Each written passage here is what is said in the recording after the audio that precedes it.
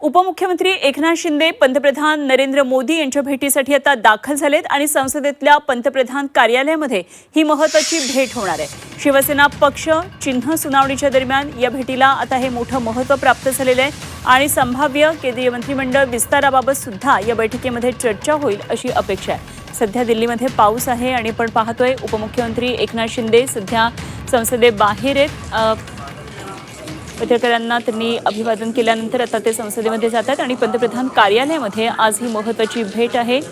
तर नरेश म्हस्के देखील त्यांच्याबरोबर आहेत। शिंदे संसद भवनातल्या कार्यालयामध्ये आता दाखल झालेत। काही वेळामध्ये पंतप्रधान नरेंद्र मोदी यांच्याबरोबर त्यांची चर्चा सुरू होईल। त्यांची अत्यंत महत्त्वाची ही भेट आहे पंतप्रधान नरेंद्र मोदींसोबत।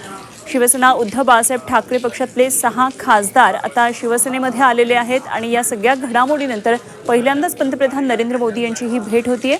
तर जेनझी आंदोलन काही दिवसांपूर्वी झालं, संपूर्ण देश या आंदोलनानं ढवळून निघाला।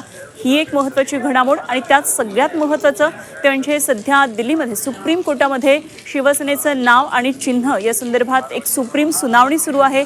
तेव्हा या सगळ्या घडामोडींदरम्यान पंतप्रधानांची उपमुख्यमंत्री एकनाथ शिंदेंबरोबरची भेट निश्चितच एक वेगळं महत्त्व आहे।